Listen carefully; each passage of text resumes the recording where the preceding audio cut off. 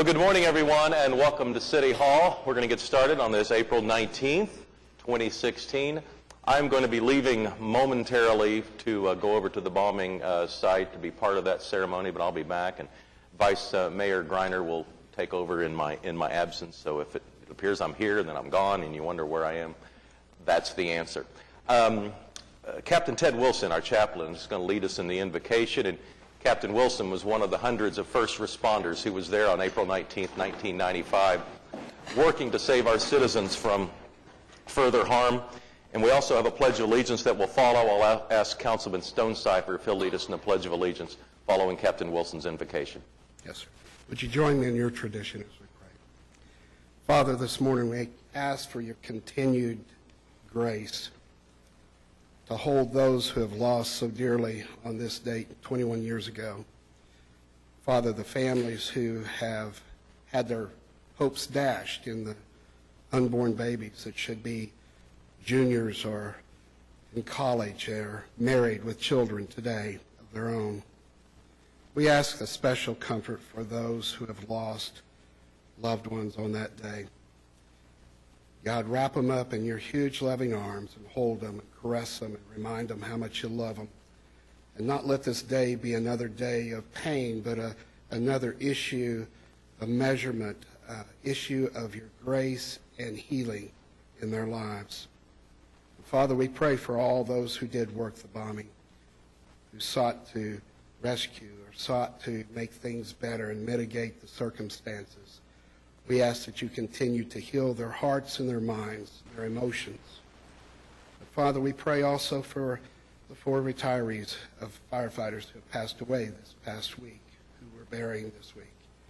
But especially we ask for Jill and Corey, and we ask for his John Hansen's sisters, Noreen and Kathy, that you will, in a special way today, tangible way, remind them how much you love them as well.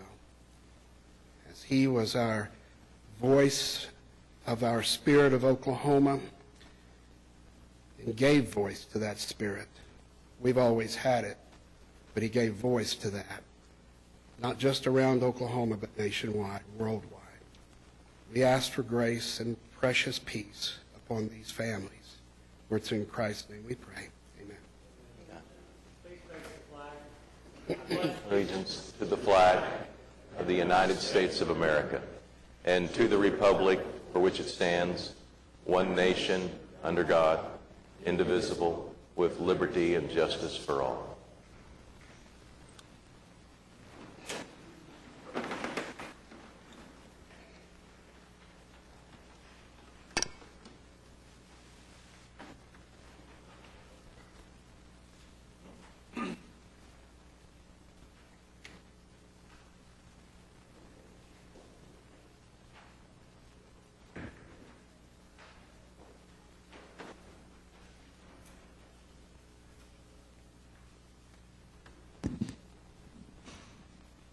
It is Building Safety Month in the United States, and we are honoring our workers who work in the development department this morning that do so much to provide safety for our citizens. I have a list of those who I think are here, so if everybody will come up, but I'll call the names of the ones I have listed here. Jane Ward, David Adcock, Robert Lane, Bill Jackson, Jerry King, Donna Curry, Mike Miller, Bruce Hughes, Jeremy Westbrook, Sherry Smith, Duran Davison, and Alan Norberry. As we gathered in my office this morning, I showed them a picture of the city that shows the city skyline from 1910, and I remarked how almost everything in that picture either fell down or burnt down at some point between then and now. And you think about the incredible advancements we've made in building safety and trying to make sure that our buildings stand up to the always tougher codes that are implemented. And you think about injuries that occurred and lives that were lost, that would not happen today thanks to people that work in our development center and development centers across the country. So this is Building Safety Month. We have a proclamation. I'll ask the clerk to read it. Whereas the City of Oklahoma City's continuing efforts to address the critical issues of safety, energy efficiency, and resilience in the built environment affecting our citizens both in everyday life and in times of natural disaster, give us confidence that our structures are safe and sound. Whereas our confidence is achieved through the devotion of the dedicated members of the International Code Council who work year-round to ensure the safe construction of buildings. The Council includes building safety and fire prevention officials, architects, engineers, builders, tradespeople, laborers, and others in the construction industry. The International Codes, the most widely adopted building safety, energy, and fire prevention codes in the nation, are used by most U.S. cities, counties, and states. These modern building codes also include safeguards to protect the public from natural disasters such as hurricanes, snowstorms, tornadoes, wildfires, and earthquakes. Building Safety Month is sponsored by the International Code Council to remind the public about the critical role of our community's largely unknown guardians of public safety, our local code officials, who assure us of safe, efficient, and livable buildings. Whereas building codes driving growth through innovation, resilience, and safety, the theme for Building Safety Month 2016 encourages all Americans to raise awareness of the importance of building safe and resilient structures. Each year in observance of Building Safety Month, Americans are asked to consider projects to improve public safety and sustainability at home and in the community, and to acknowledge the essential service provided to all of us by local and state building departments. Now, therefore, Mick Cornett, the mayor of the city of Oklahoma City, does hereby proclaim the month of May Building Safety Month in Oklahoma City. Let's show our appreciation to our development department. Well, first we appreciate the recognition today, and it really is about this time of year that we go out and make a conscious effort to meet with the public and raise the awareness of what we do so they understand that we're on the prevention side of public safety. So, thank you. And, history is full of buildings that were constructed without the level of safety that we import into them today. So thank you all for your work. We really appreciate it. Let's show one more round of applause for our development. Thank you, guys. Thank you. Thanks, everybody. Thank you. Thank you.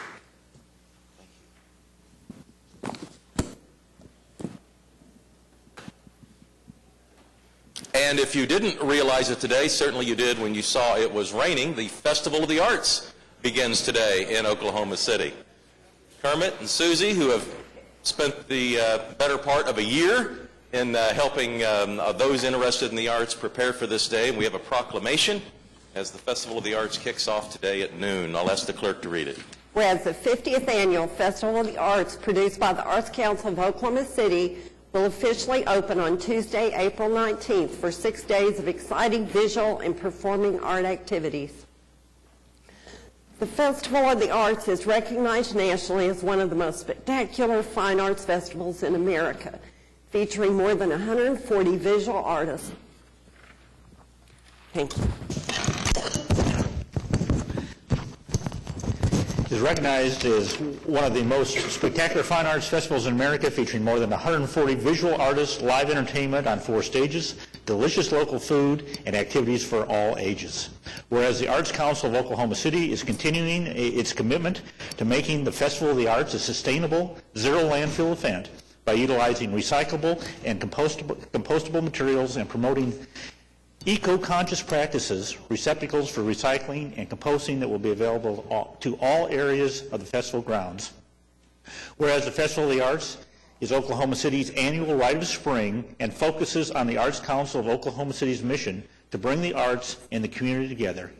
Now, therefore, I, Mick Cornett, Mayor of Oklahoma City, hereby proclaim April 19th through 24th as Festival of the Arts Week. Let's show our appreciation for our co-chairs of the Arts Festival. Susie? We are really grateful, Kermit and I, for the support and help that the city has given us during this huge move, for the infrastructure, for their support. And so we thank the city, we thank the council for everything that they've done. As you know, the Arts Festival is culinary, performing, visual arts, and we're going to start at 11 o'clock, and we invite you all over to celebrate the 50th anniversary in our new location. Absolutely.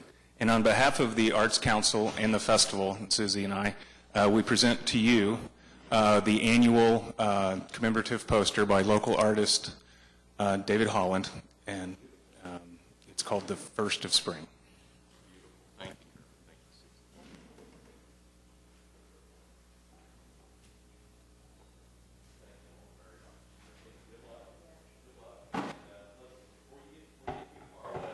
Go over the details here.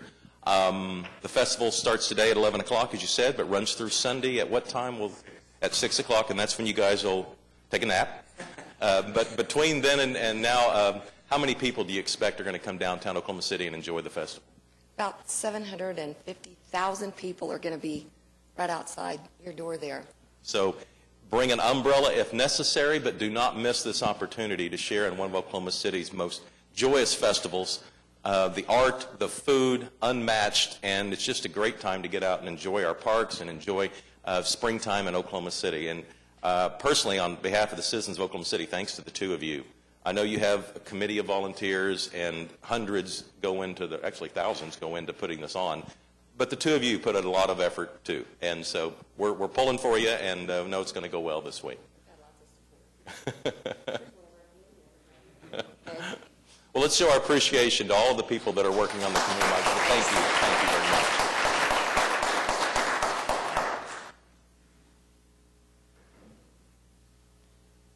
Mayor, maybe I can put in a plug while they're sitting down.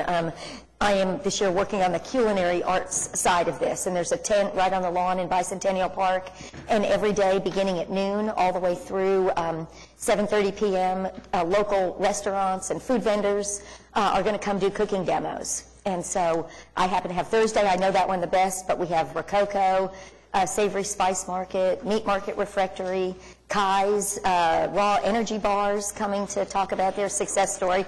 So when you're down at the festival enjoying the art, please do come and stop by the Culinary Arts tent and have a sample of some great local cuisine. All right. Jim and Francis, you guys on top of your game? We are ready to go. Okay, good. Okay, from we have on item 3 we have one appointment, so I'll look for a motion for that. Cast your votes. I'll do that. Okay, and it passes. Moving on to the item 4, Journal of Council Proceedings. It's to receive the proceedings from April 12th and to approve the proceedings from April 5th. Everybody cast your votes. And that passes. And then we will move on to item 5, which is a request for uncontested continuances. Mr. Vice Mayor, in addition to item 9A2, which is listed on your agenda, I have several others starting on page 11 under item 9C1, item K, that's on page 11, K 2112 Southwest 61st Street, west of that be stricken, the owner's removed. And moving on to 9D1, item E, 1729 Northeast 11th Street, west of that be stricken, the owner has secured. Item F, 3709 Northwest 18th Street, west of that be stricken, the owner has secured. Item J, 4208 Northwest 23rd Street, west of that be stricken, the owner has secured. And item N, 1409 Southwest 62nd Street, west of that be stricken, the owner has secured. Moving on to item 9E1, item H, 1729 Northeast 11th Street, west of that be stricken, the owner is secured. Item I, 3708 Northwest 18th Street, we ask that be stricken, the owner is secured. Item P, 1409 Southwest 62nd Street, west of that be stricken, the owner has secured. And finally, under item 9F1, item A, 2315 South McKinley, we ask that be stricken. Okay, is there any more uncontested continuances? All right, hearing none, we'll move on to revocable permits, which we have one, which is for the Southwest 29th Street Children's Day Festival. Is there anybody here that's going to speak on that? Okay, no. And Pete's not here. All right. All right, everybody cast your votes. And it passes unanimously. We will recess the council meeting and convene as the Oklahoma City Municipal Facilities Authority. There are a few items on that.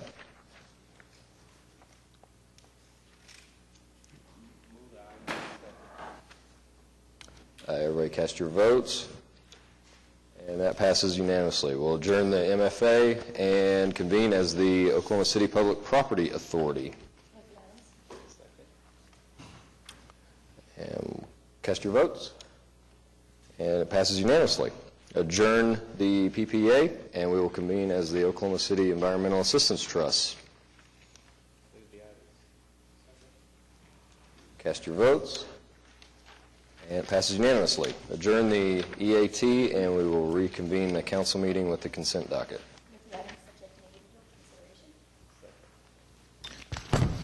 Mr. Vice Mayor, we do have individual presentations this morning on AA 1 and 2 and on AEI. Okay. Are there any other? Item N. Okay.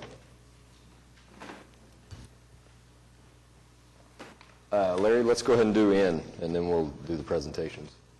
Okay, I see Eric here. Eric, if you would give our viewers that are watching a brief update on where this project stands and what they can expect in the months ahead. Absolutely. Thank you, Mr. Councilman. Eric Winger, Public Works Director for Oklahoma City. We continue to work on Northwest 23rd Street as a streetscape type project. There's actually 3 phases that were contemplated. 2 of those are now complete. We started a couple of years ago, and we went from Tulsa to Ann Arbor, and then we moved from Ann Arbor to Peniel. But the phase that is on for today for your consideration is the final award of contract and beginning the construction back starting at I-44 and proceeding back towards Tulsa at this point. And so it's the 3rd and final phase. The contract's being recommended to award low bidder to Rudy Construction. They've done a lot of work for the city of Oklahoma City. We've also upgraded our specifications. We are working with contractors now on what we call a flexible start. And you're going to see that on another 2 items in the agenda today. It gives the contractors some flexibility to adjust their schedules to make sure that they finish on time. So this has a flex start option that they'll begin the work in July, and it'll take approximately 1 year to finish the construction. So they'll be finished up by summer of 2017. So the work will look very similar to the other 2 phases. So those in the area that have seen some of the decorative pavement in the intersections, it includes a lot of new sidewalks, it includes decorative street lamps, some district markers and things. All those will also be included in this phase as well. Thank you, sir. Welcome. All right. Got some TIF allocation presentations, I think. We do, and I think the first one is for the Metro Tech, and Dennis Portis is here this morning.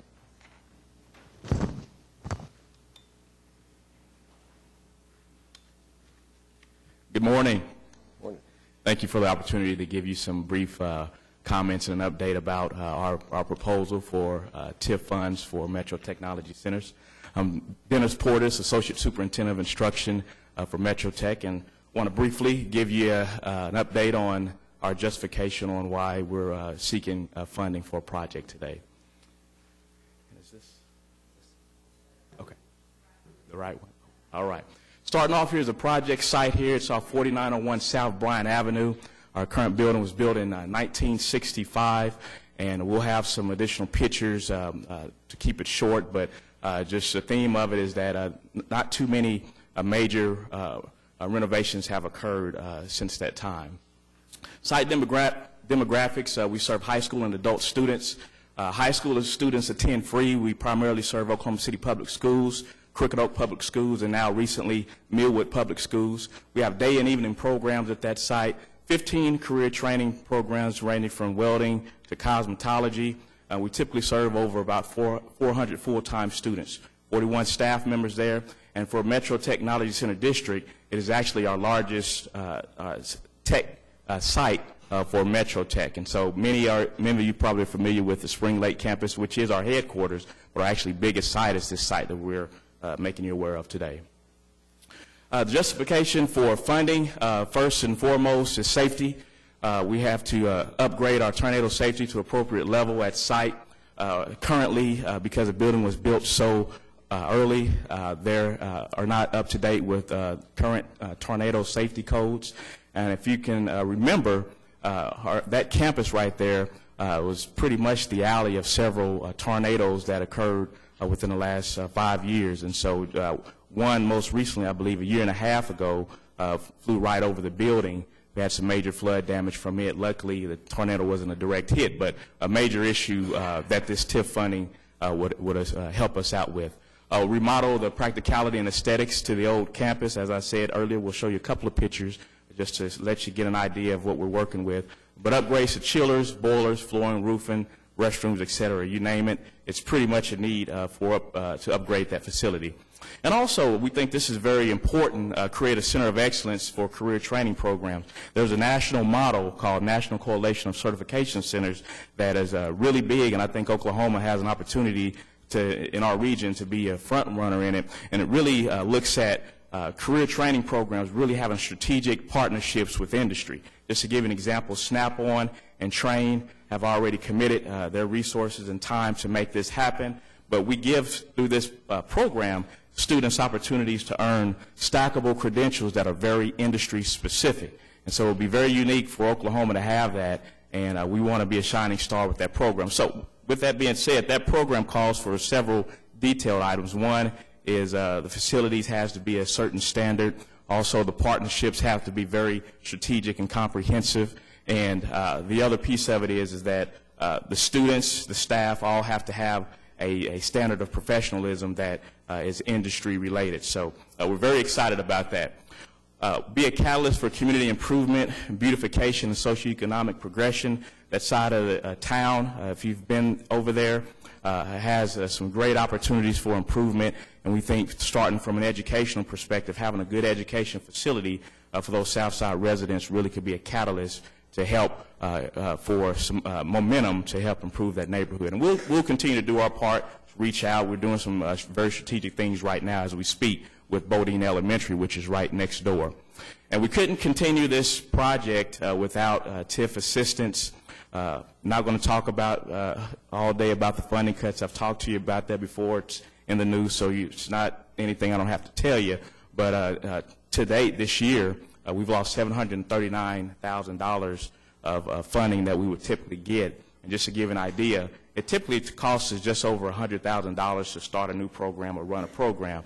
And so put your math hat on. It's about 7 programs we either decided not to do or have to contemplate on continuing to offer because of that cut. So very, very significant in technology centers across the state feel that impact as well. Just a couple of pictures here just to give you an idea. These pictures really represent the whole site. Only going to give you about 3 today due to time limitations, but this is a restroom. That restroom is very typical throughout the site there. This is a hallway for another room. I believe this is in our Building B, which is a building that we have that houses our construction program. It also houses several other construction trade program as well. And this right here is our electrical program, electrical trades program, and as you can see, very antiquated equipment and also just the facility itself. And I do want to say, I don't want these pictures to represent the quality of instruction that's happening at Metro Tech. We take very great pride in the quality that we provide, but obviously, you know, it takes sometimes a little extra boost in money to help reach the potential, and that's what we're here for today. In closing, there's a couple of things I just want you to know in terms of being good stewards of this money. If the council would be gracious enough to approve it today, we have a high level of related and positive placement, which is very critical to us. And what that means is those individuals that come for our training, there's a high chance that they're going to be employed and then essentially be contributors to our society. And so very important piece of that there. We have a high percentage of students who attend our programs that graduate from high school. We're very proud of that. Research shows that those students, especially high school students that participate in career training programs, there's a high potential that they're going to graduate from high school. And as we know, that's very critical for our state and economy. And students are leaving with high-level credentials that are making them most marketable in today's competitive workforce. That goes back again to that National Coalition of Certification Centers that we spoke of. Just implementing projects and initiatives like that enhances our ability to help make students in Oklahoma more marketable as they go out into the workforce. And last but not least, we're continuing to build strong partnerships with the community. As I mentioned before, Bodine Elementary is right across the street. We have a culinary arts program at that site.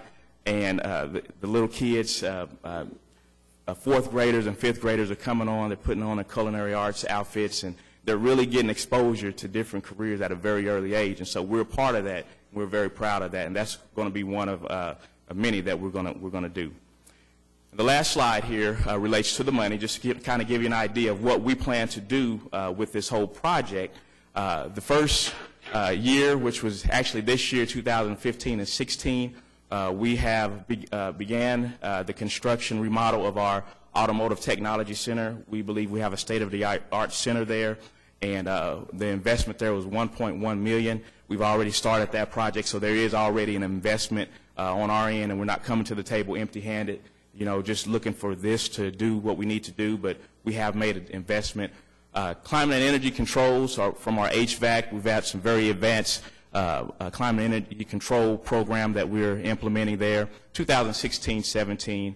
And I'm not going to go through each one of these, but just kind of give you a point of reference of how this project is going to take place. And we're expecting it to be done in 2018-19 per se, and the total investment is going to be about $22.3 million. The ask today is approval for the $5 million to support the project. I'll be more than happy to answer any questions that anyone has about it. One thing that I think is important to point out, at the TIF review committee meeting, Dennis made the same presentation, and it was strongly supported by the chairman of the Oklahoma City Public School District, who was there. It was a very superb project. Yeah, looks like a great project. Thank you. And a good use of the money. So anybody else have any questions? Okay. Thanks. Thank you for your time, and God bless. And the next project is from Oklahoma County, and Stacey Trumbull's here to present that, but it's worth noting that our county treasurer, Butch Freeman, is in the audience. Good morning, members of the council. Appreciate the opportunity to present to you this morning. As the city manager said, I do have the county treasurer with me today. Our projects are pretty vanilla, not very exciting, but yet necessary, so we appreciate your consideration of them. The first one is our county annex building, where all the county officers actually office. It's just the building north of the courthouse. This is the roof. You can see a major crack in that roof. They're present everywhere on that large roof. Right, okay. You can see the areas that are kind of black where the gravel's missing, been patched several times. That's where you'll find those cracks. It's probably 40–50% of that roof. This is the sally port in the basement of the courthouse. When we bring inmates from the jail to their hearing over at the courthouse, they're transported in vans into this sally port area, into an elevator, and up to the old jail on the 11th floor for security. We can't use that sally port anymore because the concrete and the steel's in major disrepair, so we're going to have to redo that floor. So right now we're having to reroute the inmates into a less secure area. Next slide. This is in the annex building again. Behind that center is an elevator shaft. There's no elevator in it, though. So we want to put an elevator in that shaft so we'll have a little bit more transportation within the building. This is the front entrance where you first come into the annex or the courthouse. You have to go through security. Every morning, people are backed up out into the sidewalk in the street, kind of standing in the rain. We don't really have enough room in that front entrance. We need to redo that security area and make it more friendly to get people in and out a little quicker. Again, the annex building, this is the exterior. There's actually some uplighting that you can see in the front of that building. That lighting hasn't worked for over a decade. If we can restore those lights, it's kind of an architectural feature that would help enhance the beauty of that building. You're doing a lot with Project 180, making the downtown area really nice, and we would like to add to that by restoring those lights and making them work again. Maybe with different colors for different events. Should be quite an enhancement. Also, we'd have to seal the windows and keep the leaking out. This is the 9th floor of the courthouse itself. Originally, the 9th, 10th, and 11th floors of the courthouse were the original jail. we don't use the 9th floor for anything anymore. We do have some elevator access to the 9th floor, so we would like to demo out all that steel and repurpose that for some good public use. That's just another picture of that area up there and the disrepair that it's in. And then finally, at the county jail, we replaced the lower or the upper roof in 2008. There's a lower roof on that jail, and it's in quite disrepair. So we're going to need to repair that. Even if we do something different with the jail, it's going to be 3 or 4 years, so it's leaking pretty bad right now. Stacy, you just answered my, sorry. You just answered my question. Thank you. That is the list of those projects. The Board of County Commissioners has prioritized those through a resolution that's been submitted to the city. There's an estimated cost for each one of those projects. The county will pay for the engineering and the bid specs and that sort of thing. We're asking for help with the construction of those projects up to that dollar limit. And the elected officials of Oklahoma County really appreciate your consideration of this item. I'll answer any questions. Do you have any like renderings of what the new entrance will look like, or any? No, I haven't gotten that far. Haven't gotten that far. The security that they're using now is pretty old technology, so we know we want some newer kind of technology, maybe something closer to what Devon has in place over here. It's not as visible, and you get people in and out much quicker. Is there already enough room there to No, I think we're going to have to expand a little bit. We've got some room to go to the north before we get into your sidewalk. Will the 9th floor be for additional courthouses or courtrooms, or will it be for administrative purposes? What's the intent there? I think it'd be more for administrative type functions.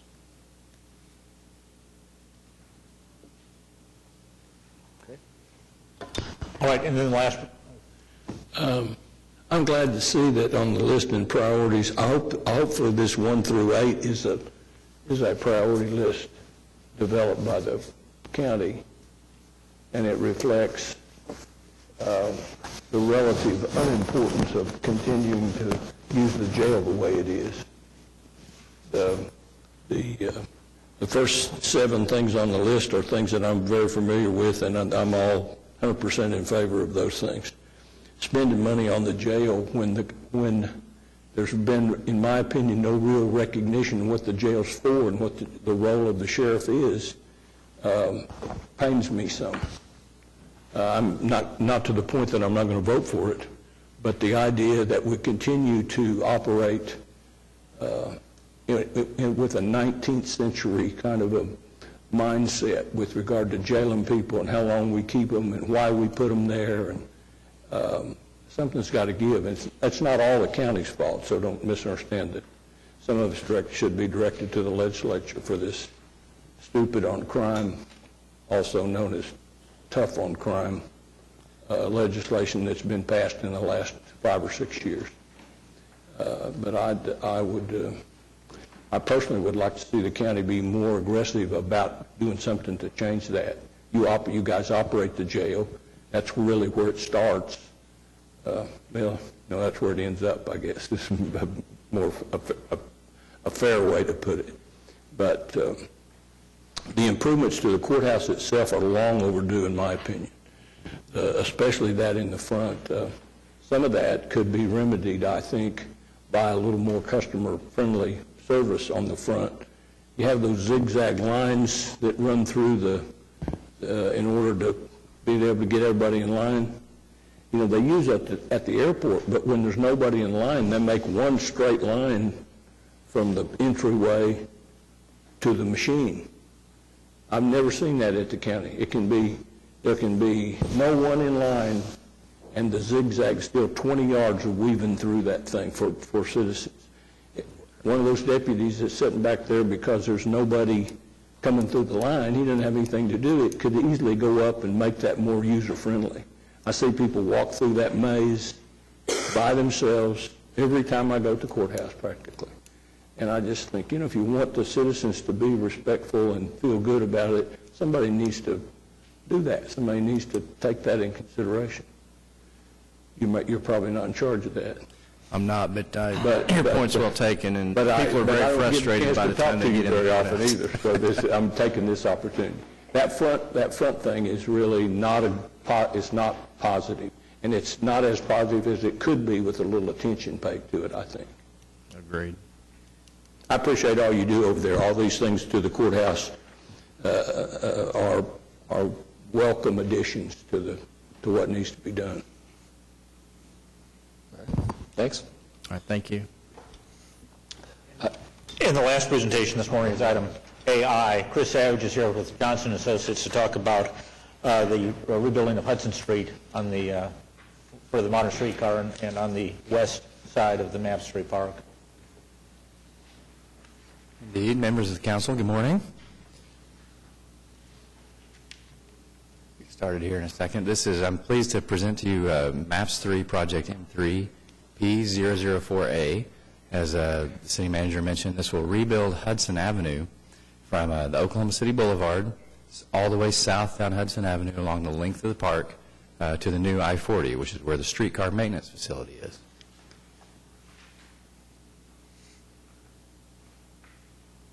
And this slide illustrates the limits. You can see Hudson Avenue on the left of the park right there. At the south end of Hudson is a streetcar maintenance facility.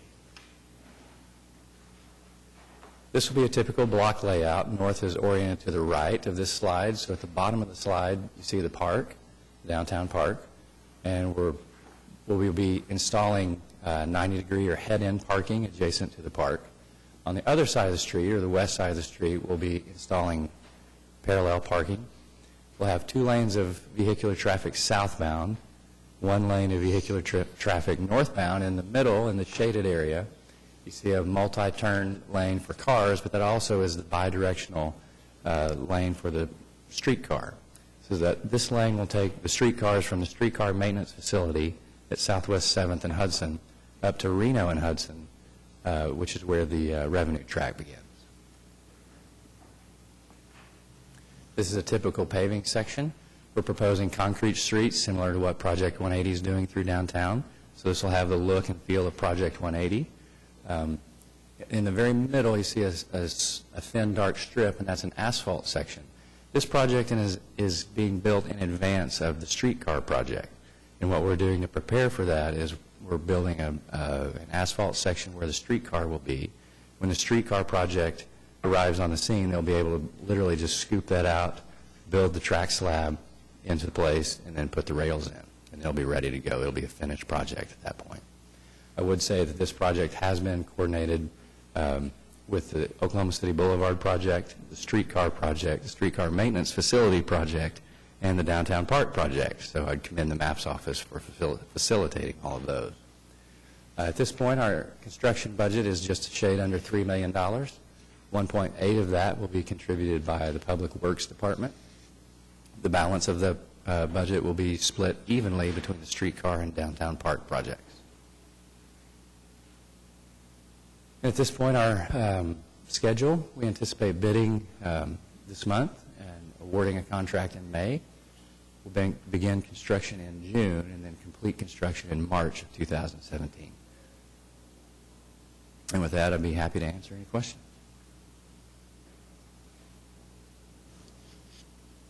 Any questions? No? Okay. Great to see how you worked with all the other projects. It's a unique opportunity. At the very beginning, yeah. Privileged to be a part of that. Thank you very much. Yeah, we had a unique opportunity on MAPS 3 to work with, because of the projects coming together, particularly the Boulevard project, the Convention Center, the park, and the modern streetcar. We've had these summits with all the architects and engineers and stakeholders involved in those projects meet together. I don't know how many times we've done it. 4 times, 5 times? David, how many times have we done that? A number of times. and it's really been a good process because we've been able to feed off of each other's ideas, and it's been good. Good. It's exciting to see a March 2017 completion date, and we can start to visualize and see things as they are completed. This late summer, early fall, we will be bidding out both the North Park and the construction of the streetcar. Those will be in the August, September, maybe October timeframe. All right, we ready to vote the consent docket? All right, cast your votes. Passes unanimously. Move on to the concurrence docket. There's 3 items. Mr. Vice Mayor, we also have a short presentation this morning from Marcia Slaughter to talk about the Water Trust commercial paper program. We've made some changes to it, and I know that Councilman Greenwell and Councilman White are pretty familiar with it because of the presentations made previously to the Water Trust, but I'm not sure the whole council has really had an opportunity to understand this. Of all the trusts within the city, I think it's clear that the Water Trust probably has the most, the largest amount of debt, but also the most sophisticated management of that debt as we go forward. Good morning, Mayor and Council. The Water Trust has used commercial paper for over 9 years now. We're bringing to you today changes to the commercial paper program that we believe are necessary and important for the go forward on our capital program. Commercial paper is tax-exempt short-term financing, and we use that for capital improvement projects. It's operated via a letter of credit, and we hold that letter of credit with State Street Bank and Trust. So the letter of credit provides funds that we need to be able to validate that we have money to award contracts. What it does for us is it allows us to later issue bond debt, that would be tax-exempt bond financing through the water and wastewater utilities, rather than issuing that long-term debt in advance. So the contrast is, if we use commercial paper, we pay between 4 and 47 basis points in the last 6 months. That's 0.04% to 0.47%. Had we issued bonds, last bonds that we sold had a total all-in cost of about 3.6%. We've never seen 4 basis points on interest. That's really amazing. It's a short-term paper that rolls. We have staff involved in the process, work well with the bank. It works very well. So the existing program limits the total to $150 million at any one time. This new proposal would increase that substantially, about 50% to $275 million. That coincides with the increase in the capital program that you've seen over the last couple of years, us marching toward a $200 million a year capital program. We're there, and we believe after a detailed analysis of how we spend money and award projects and the time it takes to close out projects, that it's going to take $275 million to keep the capital program moving without being delayed. Again, the program has increased in size, and it's primarily contributed by the construction coming up of the second Atoka pipeline. We're also proposing that the letter of credit be modified to a new tool. It is currently a direct pay letter of credit. It will go to a financing tool called a standby bond purchase agreement. What's good about that for the Water Trust is what's good about that for the people who buy the debt, actually, is that they'll be able to see the Water Trust's financial position and value, as opposed to only evaluating the bank that holds the letter of credit. The reason we're moving to this, the reason we're changing is really about cost. There have been rule changes in banking that will increase the cost now of the direct pay option. It's moving up 33 basis points, about 1/3%.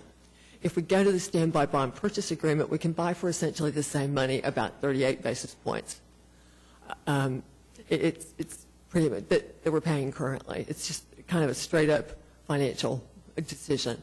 Again, it has some benefits for the people who are buying the short-term debt. And what you're seeing in your agenda item is a change from an annual cost of about $590 million up to about $1.2 million. And that's actually because the size of our debt issuance the size of the temporary financing that will be available goes up 50%. So those things roll together. Now, questions about commercial paper, about the process? If you approve this, you're changing the dollar amount for the commercial paper program, and you're and you're authorizing us to return with any documents that are necessary to fully execute the other changes. Did you say it's going to change the cost from $590 million to $1 million? No, I'm so sorry. $590,000, I probably did. $590,000 is the total cost of the program at this time. It will go to about $1.1 million, $1.2 million You probably a said it year. right. I probably said it wrong. But that's still saving us a couple of $1 million or more every year. Okay, sounds good. That sounds more realistic. You know, the Water Utilities Trust, I mean, the city's a double-rated AAA investment, and the Water Utilities Trust is also AAA rated, and it's one of the, I won't say one of the few, but it's an elite group of AAA rated water utilities that are out there, water and wastewater utilities. And that very strong credit rating helps make this program as cost-effective as it has been for us. I know I'm going to get another chance to say this because Marcia has announced her retirement at the end of June. Is that right? But I think Oklahoma City can be justifiably proud of the way the water system has operated. You know, I know people are concerned about their water rates, and they don't want to pay any more than they have to pay. But if you look at what's happened over the last 2 or 3 years with the drought problem that we've had a couple of major weather problems that happened in addition to the drought. That one was a major damage to the Atoka pipeline from the storms last June. The cost of power never goes down. The demand did slack off some last summer, I think, but traditionally it continues to rise.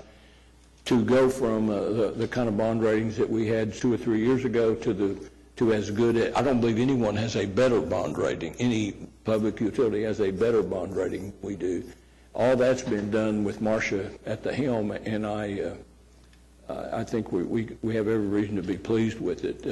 There's other pressures like the legal costs of maintaining the Atoka pipeline have been much greater than we anticipated. The defense cost in the Sardis matter have been much greater than we anticipated.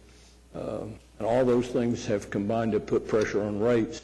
And because of things like this commercial paper program, which has been very successful, they've had a tremendous impact on our ability to hold rates down.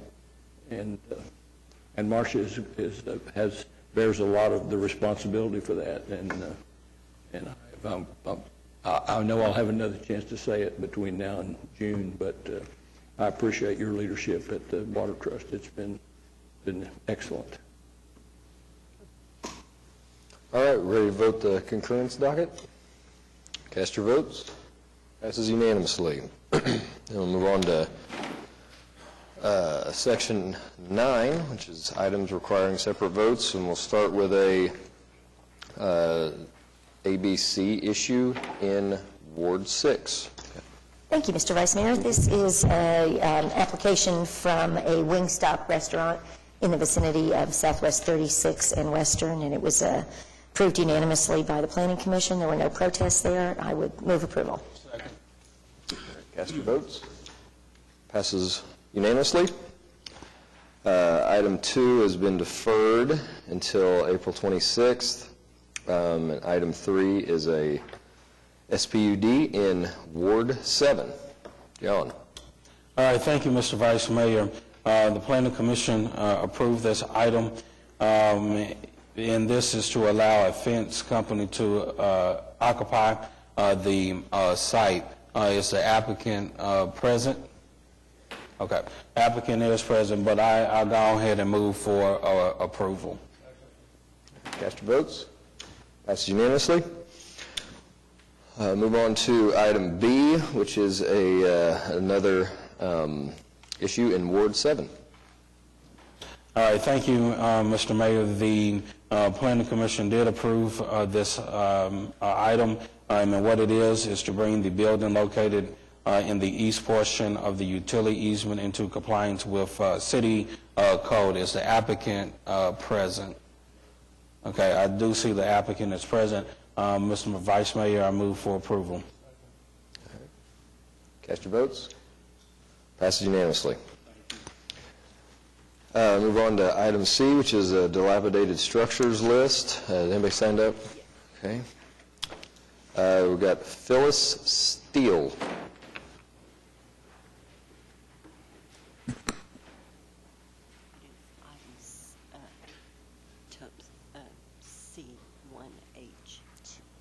H. Okay, which is in Ward 7, 926 Northeast 17th Street. Is that the property? Yes. Okay. Good morning. I'm here to seek some additional time to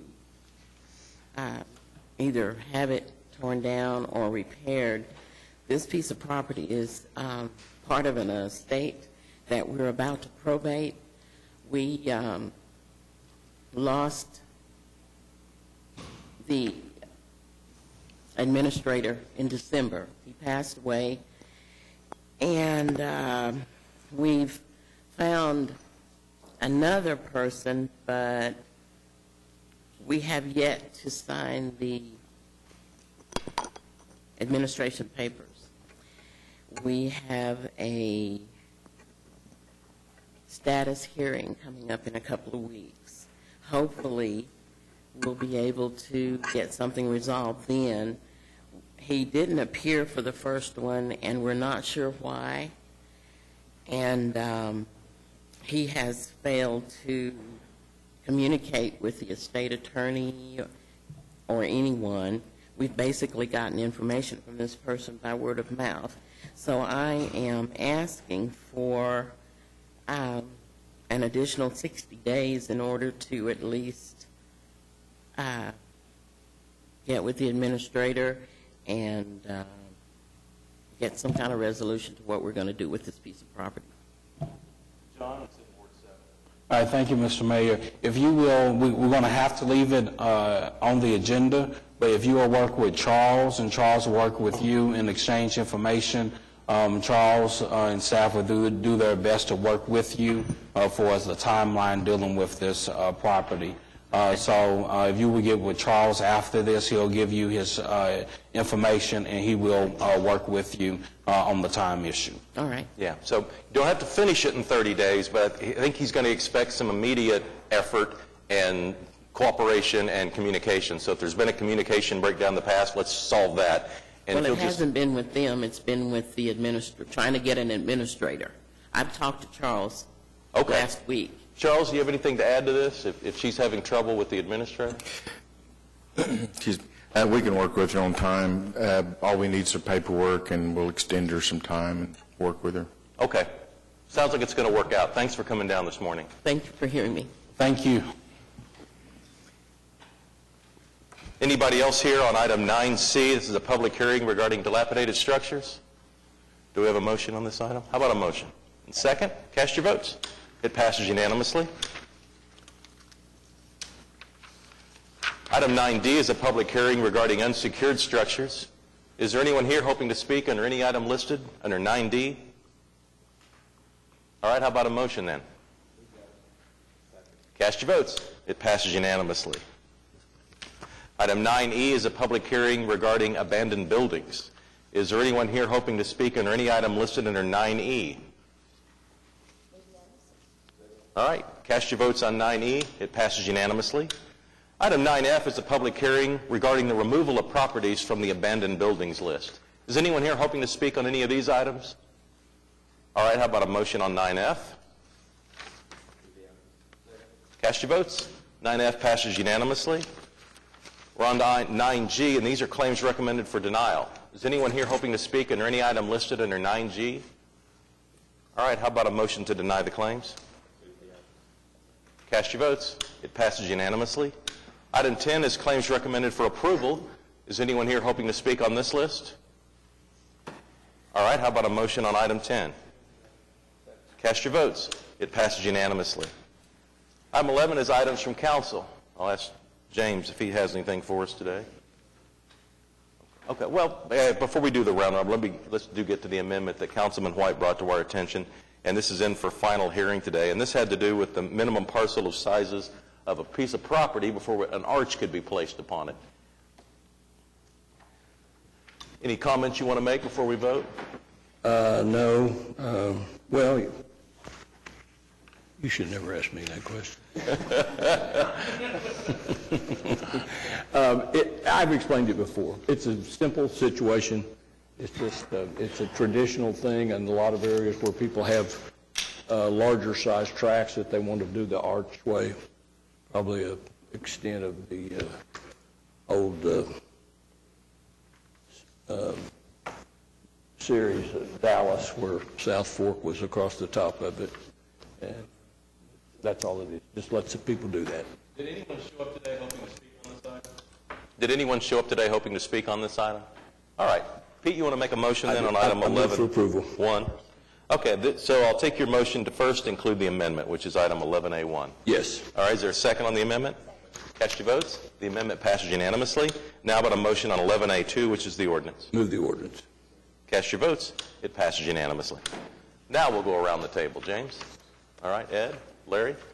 Just briefly, this past Saturday, the West 10 group put together a great fair out at the Lions Club property on Northwest 10th. They were focusing on the neighbors in the apartment complexes along Northwest 10th, offered a number of services, a number of entertainment venues, and just an excellent step forward again on the project to revitalize Northwest 10th. It can co-talk within the construction that's also going on there. And then this morning, a number of us had the privilege of attending the Metro prayer breakfast, an inspirational event where our governor spoke, our mayor spoke, and a number of other officials. And it's just great to live in a town like Oklahoma City where quality opportunities for growth are made available to its citizens. Thank you, Your Honor. Pete? A couple of things. Last Friday, there was a funeral service for a gentleman named Clyde Madden. Clyde was an old friend of mine. He used to be a real frequent flyer at the council when I was on the council in the 80s. He was a very interesting character, rode a bicycle, ran for mayor about 5 times. One of the great Clyde Madden stories, I have lots of them, but one of them was that when he ran for mayor in, I think, either 93 or 97, he worked at the Capitol. He sold little campaign materials like nail files and pencils and things like that to people used in their campaigns. And so he was running for mayor, so he started asking for contributions. And a number of the leadership in the state legislature gave him money, like $2 and $5 and $3. Clyde, being the particular individual that he was, filed a campaign ethics report showing all his contributions, and it contained names of both the Democrat and the Republican leadership in the House and the Senate. It had Senator Stipe's name on it. It had Senator York's name on it. It had probably Representative Barker's name was on it. It caused quite a stir, and he was just a real character. And he always came to council meetings, and he would listen to the agenda and pick out something that he didn't like or did like on the agenda, and then he'd speak under items from council on whatever it was that caught his fancy that day. He was here every Tuesday for probably at least 3 or 4 years, and then pretty frequently beyond that. So it was just I just didn't want his passing to go unnoticed. He was often a pain in the neck, but often he was humorous and he was well-intentioned, and he was just an interesting person that's part of Oklahoma City's history. I didn't want to pass up the opportunity to comment on his passing. The other thing is yesterday I went to the Oklahoma City Employees Clinic. You know, being someone that was an advocate for it, I am embarrassed that it took me 6 months to go over there and go through the door. Anybody that has any employee of the city that's not availing themselves of that opportunity is missing an opportunity. It is the most prescriptions, the kind of prescriptions that most people take for high blood pressure or type 2 diabetes or all the kinds of things that as you get older you start taking pills for. All those things are there without copay. They're friendly, they're easy to deal with, they're very, you can make appointments early as 7:30 in the morning, which doesn't help me much, but for some people, 7:30 is a reasonable time. It's just, I think, I just want to put a plug in for Dr. Roy and Jennifer, the nurse there, and the receptionists were just very helpful, worked around my schedule, and it's a very positive appointment, and anyone that hadn't done that needs to do it. It saves money. I mean, it's going to save me $75 a month just for prescription copays. Just for I'd probably buy lunch for Meg, maybe once a week. But anyway, it's a very worthwhile project and can save the city a lot of money if people take advantage of it. But the goal is to keep our, the goal is, saving money is a nice thing, but the goal is to keep our employees healthy and to make sure that they have immediate access to health. But in doing so, it'll save money. Well, I understand, but we care about the employees, Councilman. I'm the big anti-cigarette guy. I'm into public health. But money, the problem with public health is there's not enough money to fund it. And if we don't look for ways to provide funding for public health, those that are unable to afford to pay for it are going to continue. That number's going to grow larger and larger and larger. And this is just an opportunity to do that, I think. And it's a great service, too. Everybody needs to be healthy. The bottom line is if people are healthier, it's going to cost, healthcare goes down. Healthcare costs go down. So. David? Meg? Take you up on your date for lunch, Pete. Sounds like a plan. I did want to mention a couple of things. I really want to thank COPTA for working on the parking garage at Sheridan and Maine. We had some ideas about what we might do, and as we took the glass off, we discovered these architectural columns, and it's beginning to look terrific. And I really appreciate the attention it's gotten. I also had the opportunity on Saturday to participate in the AIA architectural tour that kind of spread all over the city from downtown to Quail Creek. But one of the most interesting projects was in Ward 7. It was a Positively Paseo building, and it sort of dovetailed on Friday morning. The ULI group had a very excellent presentation and discussion about affordable housing. And this house that Positively Paseo did in Ward 7, brand new construction, empty lot, belongs to a family with 4 children, and it was constructed for $88 a square foot. There is a ton of opportunity in our community to do infill housing at very affordable rates. It was really exciting. But also on the tour was a project that I think we talked about here. It's the old Sunbeam facility, been renamed the ARC. It's on 22nd Street in Mesta Park.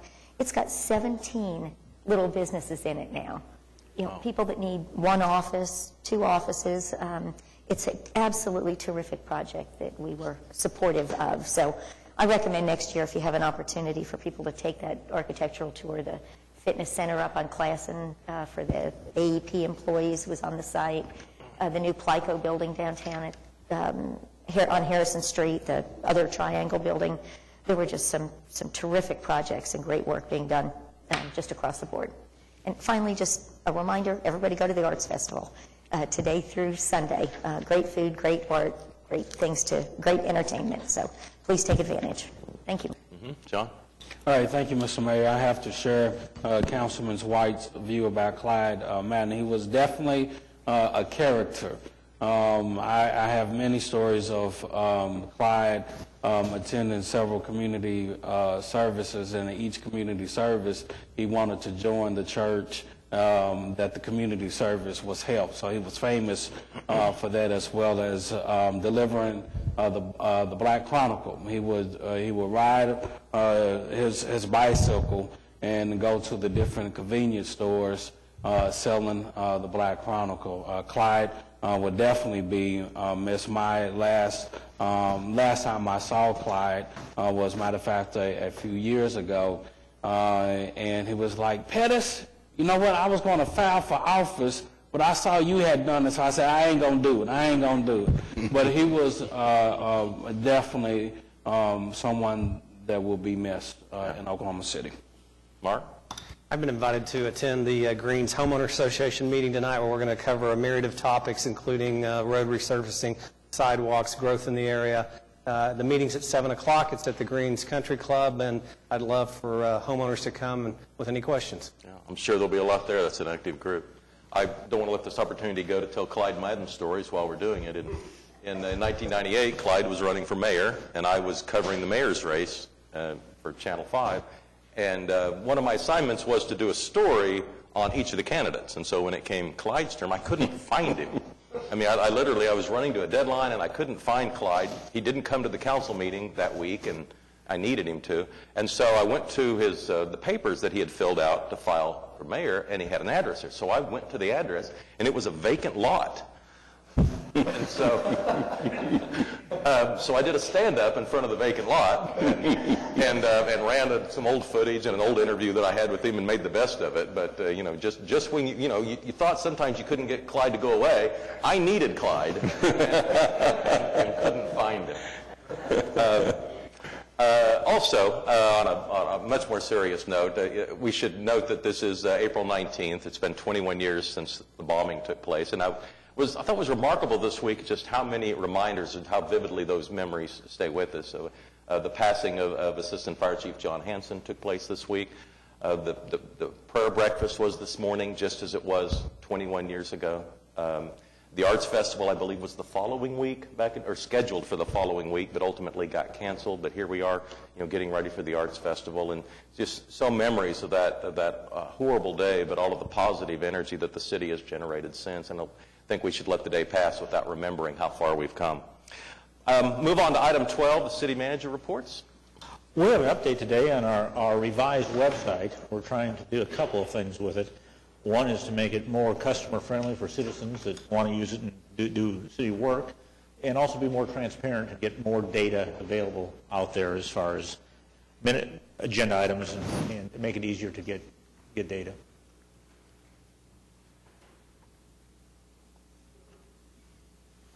Good morning, Mayor and Council. I'm Zach Nash, Creative Manager for Public Information and Marketing, and we're really excited about this project. We feel that it is going to make it really easier for residents to connect with city services and find information about the city. Before I start, I'd like to thank a few people on our OKC Gov committee. Amy Russell, our project manager in IT, she has kept us on track. It's been difficult herding cats, but she's done a very fine job, and I thank her for that. Aaron Shook leads development in IT, and he is working hard. We're not quite ready to go, but we're getting very close. He's working on our legacy apps to get it moved over to the new site, and we're working hard on that. And, of course, Shad Meldum, Director of IT, has fronted the bill for this, which we appreciate, and he's also, all the expertise we have in IT, they've all been tapped for this project, and we couldn't have done it without that department, so we appreciate it. And last but not least, city employees. We've had a number of city employees on this project. It's not just a one-department project. They've invested in this and really took the time to make efficiencies in how they do business and making it easier for when people call up, they can say, go to the website, and they can easily direct them to information, so we're excited about that. Mr. Couch touched on a few of them, but our project goals are making information more accessible. We're refreshing the look, content, and experience, and that's a big thing. OKC Gov has been dated. It's almost a couple decades old, and it hasn't been refreshed in a while. We like to say that it's being held together with duct tape and baling wire. We're making do with it, but it's time for that refresh. Improving search, that's really a big priority, and make it easier when someone gets there that they can use our search bar, and that hasn't been the case in years past. Easier for staff to maintain. It's just not going to be public information that's going to be maintaining the information. A lot of our public information officers and other departments are going to be able to get into this site, both on-site and off, and make updates, which is really important. And, of course, mobile-friendly. In our research, we realized that the number of people that are visiting our website, of course, and the web are using mobile devices and tablets, and this site really takes on mobile-first kind of mindset. So we really believe that we've met or exceeded each of these goals, and we hope that when we launch that that residents and you will be proud of this site. Up on your screen right now, there's a heat map, and the image on the right, it shows where users hovered on our site. The image on the left kind of shows where they ended up. You know, the red on the left means that they were there, and as you get closer to the bottom, they trail off. But you see that F pattern on the right. That's where all our content, the most important content, was on the site. And so we looked at that data and really where users were using, how users were using the site, and made data-driven decisions on that. We held 3 days worth of focus groups, 2 days with residents and 1 day with city employees. We asked questions like, how do you use the site? What would you improve? What do you find difficult about the site? And how would you improve it? We also looked at 2 years worth of log files to see how over the last 2 years, what trended. And, you know, we always go to people like to adopt animals, find jobs, pay their water bill, and find information about building permits. Consistently, that's how they use the site. And so we realized that they were, you know, primarily doing it for business. And so we wanted to focus that and make it easy for people to do business with the city. It was kind of brutal that the company Vision Internet that assisted us on this project, they recorded people using our current site. And it was like nails on chalkboard, because the simplest task that we thought, you know, paying your water bill, we have a big button on the side, people just couldn't find. And so we really wanted to make it easier for just put it right in front of them. We held public meetings, and we had online surveys and social media campaigns. And, you know, the consistent theme was they wanted to find the information fast and have the overall experience be pleasant. So that is kind of what prompted the redesign. And so just kind of a reminder, this is our old website, a lot of text. We also realized that people don't read. And so a site like ours, you know, kind of that library site where we have a lot of good information, but there's a lot of text. We wanted to kind of reorganize and rethink that. So we're going to take a look at our new site. So this is our new website. At the top, we really organized the content in 6 buckets. Gone are the days that people need to realize what department does what. They may not know animal welfare and development services, or that development center processes building permits. And so we organize this content in 6 buckets at the top, starting with residents. Residents, we put a lot of the things, and we're still building this out. Ward maps, how to pay your water bill, garage sale permits, hovering over business. This has a lot of our links for what sales are coming up, contractor resources for public works, our open data portal, recreation, parks and athletic events, government, departments, visitors, which we haven't had a site we haven't had a portion of our website for visitors before. And so we want to take this opportunity not only for disaster preparation, like if somebody's here on a Saturday afternoon at noon and hear the storm sirens, they may go to the website to see what's going on. And we wanted to provide a quick and easy spot where they can find that, as well as links to all city-owned facilities and how to do things. Zach, I was stopped downtown Saturday at noon 4 times. I was working over at the festival and walking back as that siren was going off, and people they couldn't get to me fast enough to ask what was going on. So it's a great idea to have that posted. And will they be able to do it mobilely on their phones? Yes, definitely. Great. The site is mobile responsive, which we'll show you in just a second.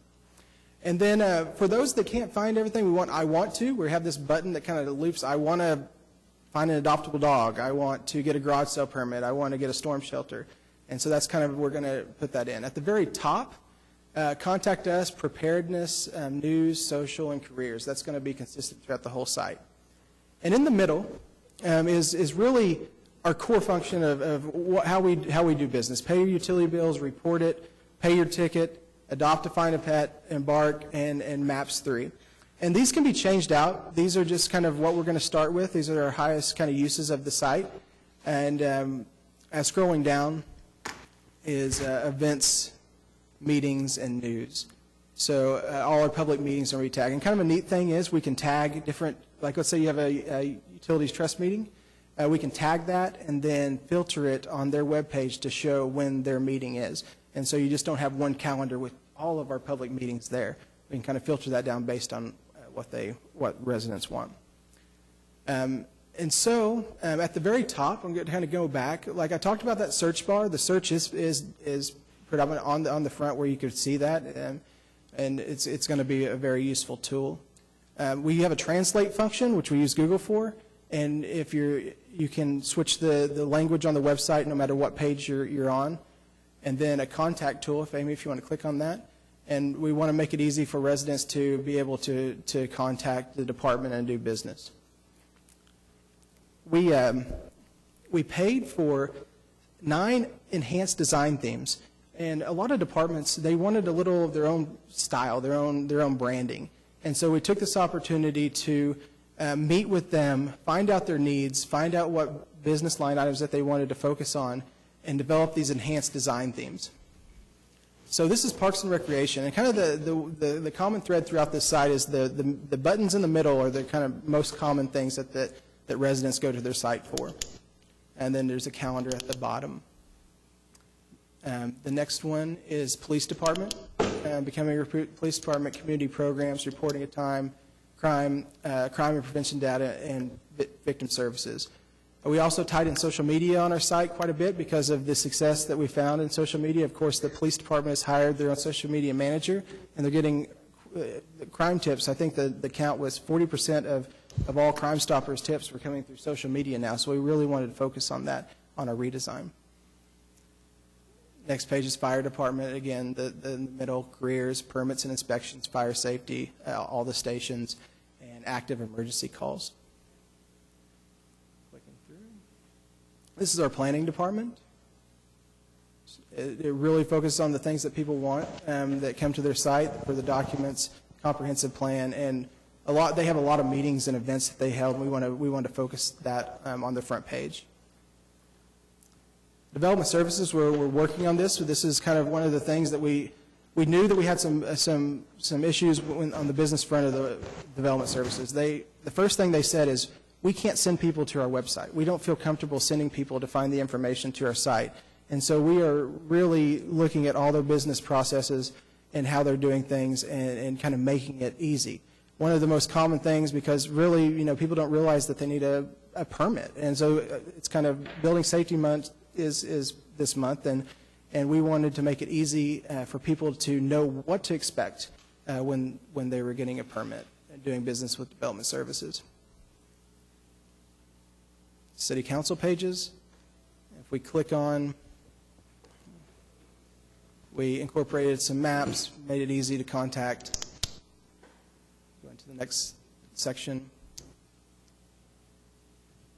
And this is when I talk about development services, this is a page that about contractor registration. So if someone wanted to become a building contractor and get licensed from the city as a building contractor, they would go to the site, go to find more information about the application process, and it puts the fees, applications, and breaks it down step by step of how to do it. And so people know what to expect when they walk into 420 and have exactly what they need. Looks like it even has the municipal code link. Yes, we link to all municipal code. That's nice. In case they need more information. City clerk, where we can go to I wanted to show the public meeting calendar.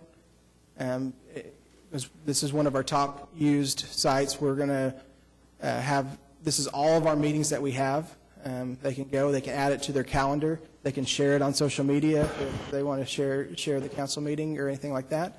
It's going to be a good, useful tool. And we really took the opportunity to also incorporate data.okc.gov, and it's our open data portal, and where we can embed maps. Like this is our zoning map. And so if you clicked on, if you can go in and click on a piece of property and see how it's zoned, if there's an overlay district or anything like that. And so we use data.okc.gov in a lot of our pages to show this data in a usable format in a map. I think we have a few more things. This is our preparedness page. We also paid for 4 emergency pages. And if they're pre-populated pages that we can roll out on the front page in case a disaster strikes Oklahoma City, whether it be a tornado, flood, or anything like that. It's a page that's already built. We turn it on, and the residents get the most useful information right off the bat when they visit the website. If you see at the very top, there's a red bar on this page. This is an example of an emergency alert. We can roll out that whatever page they are, they can kind of, that draws them into that. They can click to get more information. And so the last thing, we are, in addition to our website, we are also rolling out a new mobile app. And so OKC Gov was our mobile app that we've had. We are rolling out a new app with this, OKC Connect. And this is, we're really excited about this app. It'll have similar functionality that people to report issues to the Action Center, but bigger is on the staff side of things. It ties into our work order system, and it creates efficiencies for not only those inspectors, but the Action Center staff. So we're launching 2 major communication tool redesigns in the next month that we're really excited is going to change the way of how residents interact with the city and find information about city services. So does anyone have any questions? Tell me again, how long did it take to put this together? How many people worked on it? And are we talking days, weeks, or months before it's up and running? Okay, a lot of people worked. We met with every department. Our design committee had about 10 people. Then we had committees for each of these 9 design themes.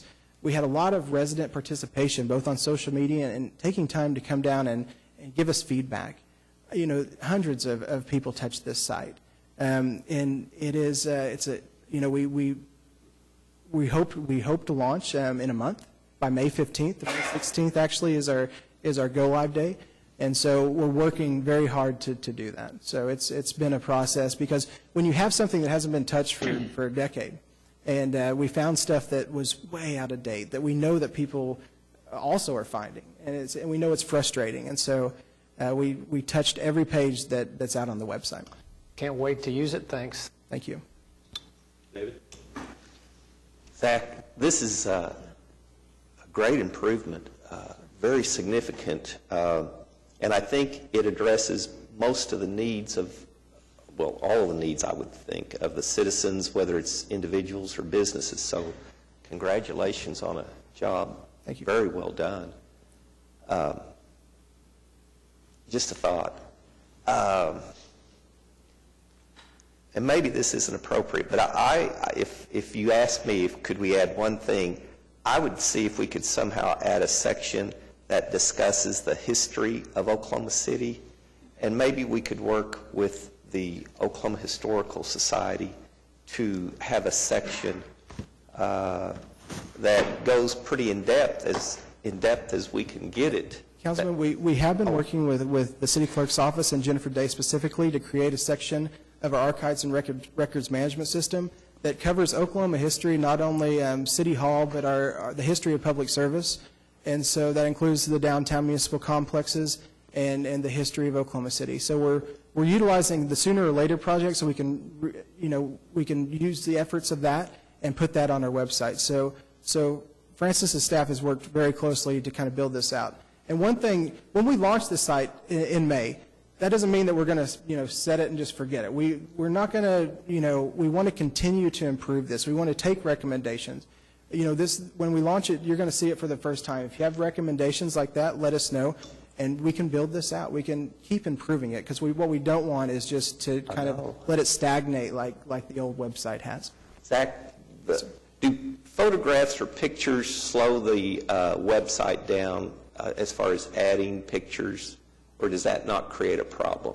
We do keep in mind of how many photos we have because of people's data plans, and we know that a lot of people on mobile are using this, but we don't have to. We can add slideshows to this. We can add photos and do it in a responsible manner. Yes. That was good. So, I have 2 questions. One of them was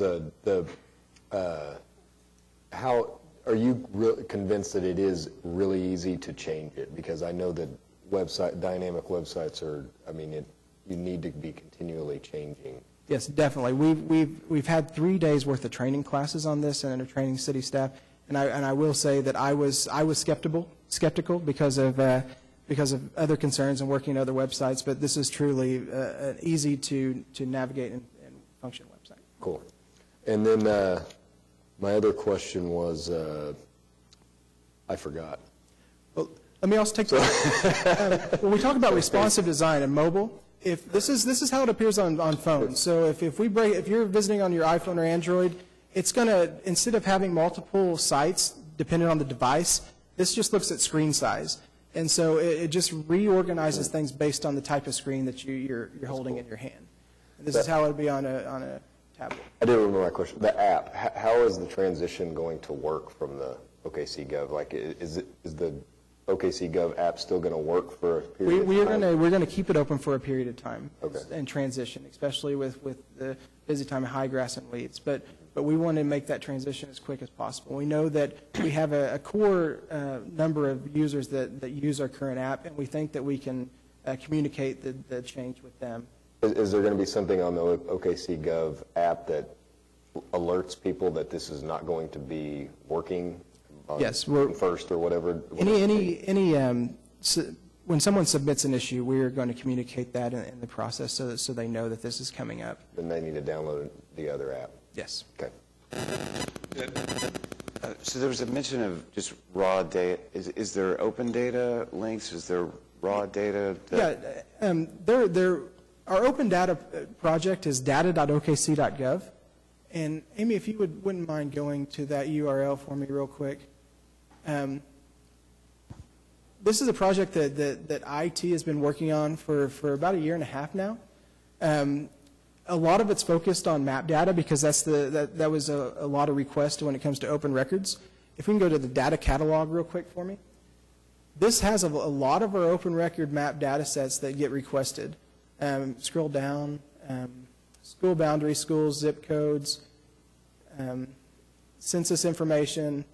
But a lot of it does relate to mapping because we get a lot of open records requests when it comes to that mapping. People can tie into this with using API and build other apps using this. And again, this has been around for about 1.5 years, and we're continuing to improve this just like we are with the website. So is there a link to this from the okc.gov? Yes, sir. On the top, it's we actually, when we're building out our menu structure, we're changing the names a little bit because a visitor may not know what Embark is or what Spokies are or what, a user may not know what Open Data Portal means, but they do know what a map and spreadsheets mean. And so you're going to be able to find the Open Data Portal under residents, businesses, government, and I want to. Okay. Is there a link to the meeting calendar on that front page? Or? Yeah, if you go down to the bottom, if you can click to meetings. We're having a little problem with one display there, but that's our meeting calendar, and you're going to be able to click on that to see all public meetings. If you want that one that had the whole month, you go under City Clerk. Yeah, you'll hit more meetings on that, and you'll go to the full calendar. Okay. And the events tab, our resident survey that we do, the number one thing when it comes to public information that people want are city events, and so that's why that's a consistent request is they want to access city events, and so the city events and meetings were strategically put on there to do them. Zach, can I address Councilman Shadid's Yes. inquiry on the council meeting calendar that you saw, the little box? The clerk's office will be attaching agendas to that item. Also, if there's a special meeting, it will be placed on the calendar. If there's a canceled meeting, that notice will also be placed on the calendar. Click on that meeting on that day, and it'll give you the... Yes, and it'll also have the support department's phone number. They can call them and contact them on any agenda item. Great, thank you. And is that going to replace the current meeting management system that we're using? No, the current management system, Sire, is still there, and you still can go to that meeting and access the agenda items. And it's still going to look the same? And it will look the same. Okay. Yeah. Are there any other questions? Zach, can you bring up the application app again, the mobile app? Yes. I think it's so improved from what we had before. I think you really need to see that. If you see where it says OKC Connect, there's a little thing that says submit a request. And you hit on that, and then you get to the next page that's there. And then if you got graffiti or high weeds and grass, you hit one of those buttons, and it'll drop down and give you some choices on it. And then it recognizes your location. And so you don't. It's pretty easy to really get those type of things in. Mr. McAtee, I don't know if you noticed, but there is a one for signs that are improperly placed in right of ways. So. And the thing about when it comes to address, that's really important because this requires residents to put a valid address or intersection in. And they can either do it by putting it in manually or dragging it, and it'll find that valid address. And that's important when we send our code inspectors out, that we want to make sure that they're going to the right property, and they're not having to guess which house is being turned in or which property is being turned in. You still can type in the actual address on the new one. You can type in the actual address. It just needs to be a valid address, which is the same as on our website. It always required a valid address. All right. Thank you very much. All right. Enjoy your Thanks, Zach. Good work. Congratulations. Thank you. All right. Citizens to be heard. Joe Surge Nelson.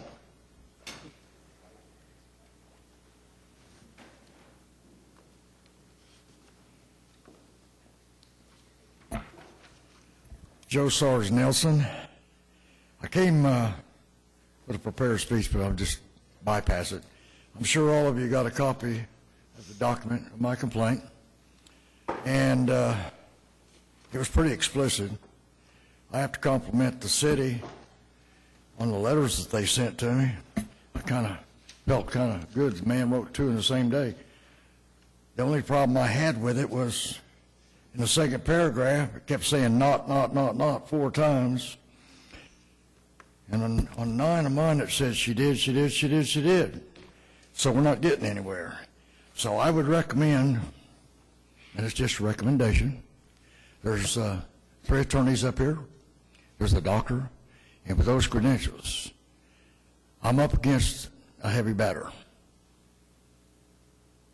But I suggest the next step, like I said, I'll do it legal. I'll give the option to them. I will proceed with the lawsuit. I've already got it prepared. I have 44 exhibits. I'm not going to discuss any of them because the person I'm going against has some pretty heavy credentials. In fact, she'd probably put the 4 I just spoke to right in the toilet. That person's that good. And from 21 years on, I wouldn't have wanted to get in her way. If even I was a steamroller, she would melt me right. All she has to do is look at me like Superman, and I'd be melted. But anyway, I want to be sure everybody understands this is not a game. It's for real. And I'll give you the option. As I said before, it's not an accusation. It's not a threat or anything along that line. You have a right, according to the Constitution, to do what you think's right. I do also. You made a mistake, and I definitely got it. And like I said before, I never make an accusation I can't back up in black and white, and it's not an accusation. I put mine, like I told the council before, in black and white before the council. I'm assuming that you all are going to take what the city attorney suggested to do and take no action. So I'll take it a step further. And I hate to have to go quite that far. It could have been simplified, but it's not going to be. That's why the man back here is sitting here. He's the one that wrote the letters. And I compliment him, but it should have been a little stronger. It at least said, stop doing this, stop doing that, or the consequences of probably appearance of civil court for defamation, any number of things. I didn't even get that. I was really, really disappointed that I wasn't the level at that point. But I will carry mine out. And I appreciate you being here. Me, did it rain outside a while ago? Anyway, thanks a lot, Mayor. Council. All right. See you later. Thanks, Joe. All right, and with that, we are adjourned. Thanks, everybody.